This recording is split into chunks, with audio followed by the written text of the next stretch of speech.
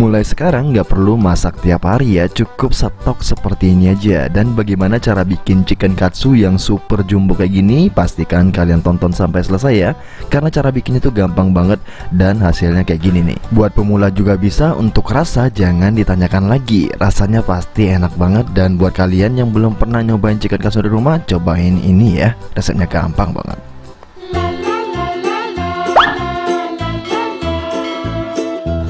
Langsung aja di langkah pertama kita siapkan ayam ya. Ini tuh totalnya 1 kilogram, tapi kita nggak pakai semuanya, kita cuman pakai bagian dada ayamnya aja. Langsung aja kita buang-buangin, bukan dibuang ya, kita pisah-pisahin aja bagian kulit dan tulangnya. Dan juga ini daging dadanya kita pisah-pisahin aja. Nah, jadi buat kalian yang belum pernah motong ayam, nggak masalah ya teman-teman ya, kalian potong semampunya aja.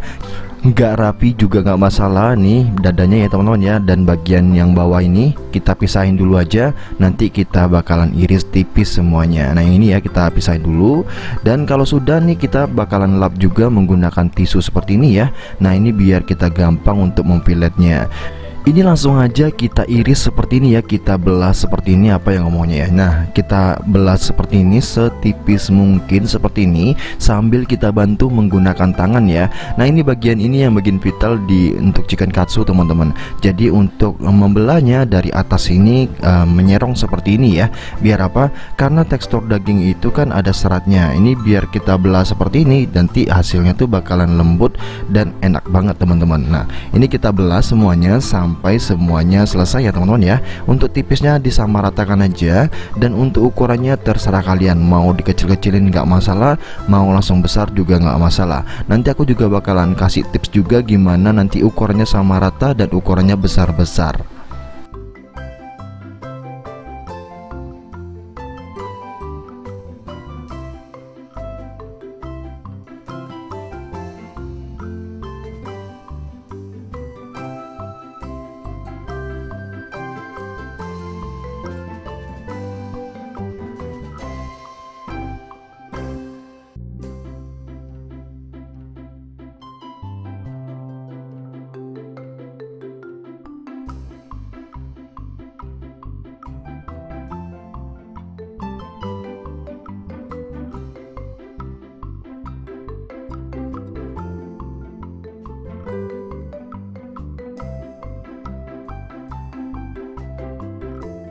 Dan kalau udah selesai semua kita iris atau kita belah seperti ini, langsung aja kita ke step selanjutnya. Kita bakalan kasih bumbu ya teman-teman ya, kita marinasi seperti itu.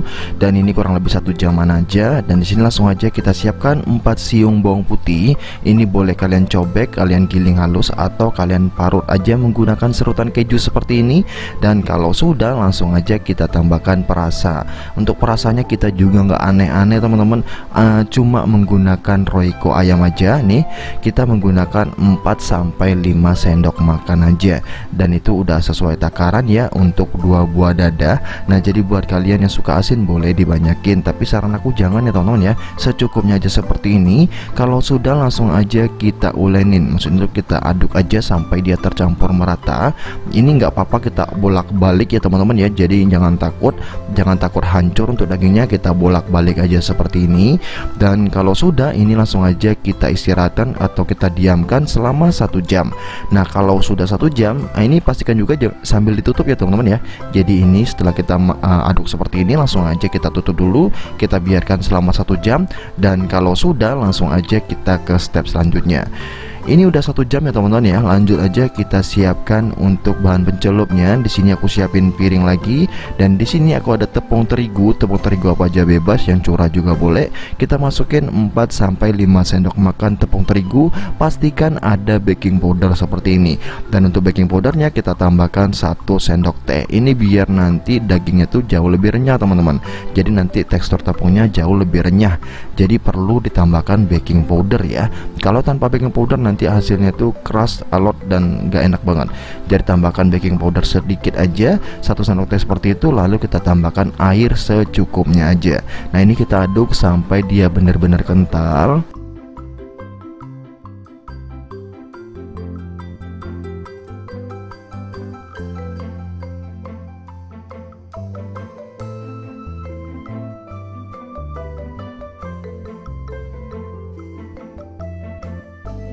Dan ini udah kental menurut aku ya. Langsung aja kita siapkan piring lainnya. Dan di sini aku ada tepung panir.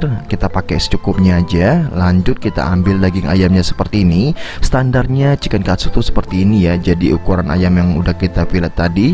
Nah ini langsung dilumurin menggunakan tepung dan langsung dicemplungin lagi atau ditaburin lagi menggunakan tepung panir seperti ini. Nah standarnya seperti ini kan. Nah untuk ukurannya biasanya juga seperti ini. Nah kali ini aku bakalan kasih tips buat kalian yang pengen ukurannya sama besarnya, sama ratanya, dan yang pasti enak juga. Nah pastikan tonton sampai selesai ya. Nah ini setelah kita balurin seperti ini udah selesai teman-teman. Cuma ukurannya ya begitu, hanya seperti ini aja. Nah ini aku kasih tips ya teman-teman ya. Untuk dagingnya kita ambil secukupnya, mau yang besar mau yang kecil juga nggak masalah. Langsung aja kita ambil ini. Kita ambil 1-2 potong daging ayam seperti ini dan langsung aja kita balurin menggunakan adonan basah seperti ini.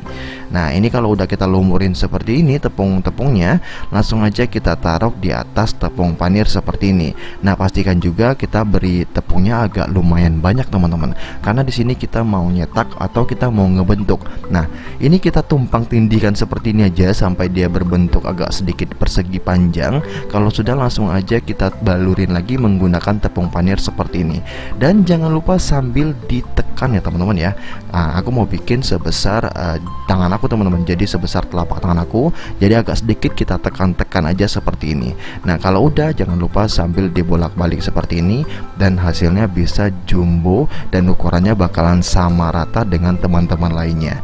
Gimana? Tipsnya simple tapi jarang orang tahu. Biasanya orang gimana cara motongnya jauh lebih bagus. Kita nggak perlu ngatasin potong memotong, cukup dengan cara kita nyetaknya jauh lebih baik seperti ini, hasilnya bakalan jadi sama rata seperti ini. Gimana? Sama rata kan, ukurannya besarnya sama kan. Nah biar lebih awet dan lebih gampang lagi kitanya, biar nggak masak tiap hari, kita gunakan vacuum sealer seperti ini. Ini kalau kalian beli udah dapat 10 lembar plastik seperti ini ya. Dan ini udah dilengkapi juga dengan kabel dan vacuum sealernya seperti ini. Langsung aja kita masukkan ke dalam plastiknya. Ini plastiknya masih yang gerigi teman-teman, jadi ini gampang banget nanti untuk kita sealernya. Langsung aja kita masukkan satu seperti ini. Coba kalian lihat, satu ayam kayak gini aja muat untuk satu piece seperti ini. Sampai agak susah dikit nih teman-teman. Gak apa-apa ya, kita masukin aja secukupnya seperti ini. Dan kalau kita mau makan ini boleh banget kalian belah jadi 2 bagian kalau misalnya ayamnya kebesaran. Dan langsung aja di sini kita akan vakum dan kita sealer teman-teman menggunakan alat vakum sealer ini. Ini harganya ternyata murah banget ya. Dan ini buat kalian yang pengen stok frozen di rumah, cocok banget sih beli yang seperti ini. Tinggal kita tutup seperti ini, lalu kita tekan bagian yang biru di atas sana yang pojok ini, dan sambil kita push ya, kita tekan seperti ini, nanti dia bakalan vakum dengan sendirinya, dan juga nanti bakalan sealer atau ngepres dengan sendirinya. Gimana? Cukup simple ya teman-teman ya. Kalian nggak perlu masak tiap hari, cukup ngegoreng atau ngepanggang ini aja. Itu mah gampang ya. Semua orang juga bisa kalau cuma ngegoreng doang. Cuman orang itu kadang malas untuk bikin dari awal, kayak marinasinya dulu, harus serut bawang putih dulu, itu mereka malas semua teman-teman. Jadi biar gampang, nah kita udah marinasi, udah kita cetak-cetak, dan kita tinggal masukkan ke dalam plastik seperti ini. Dan ini bisa awet berbulan-bulan ya teman-teman ya. Tuh, presnya juga cakep banget, cepet banget, dan hasilnya juga rapi, tipis seperti ini. Jadi penyimpanan kita jauh lebih banyak teman-teman. Lakukan sampai semuanya selesai ya.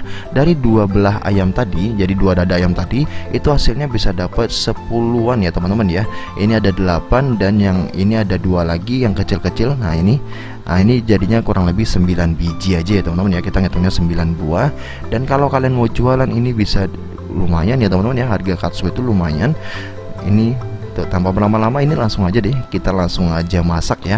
Kalian boleh langsung goreng kayak gitu, boleh juga dipanggang dengan minyak sedikit, itu bebas. Cara masak chicken katsu ya begitu aja, tinggal digoreng. Kalau sudah matang ya udah selesai gitu kan, gampang banget. Nah kalau kalian mau masak, kalau ini kebesaran tinggal dibelah 2 aja.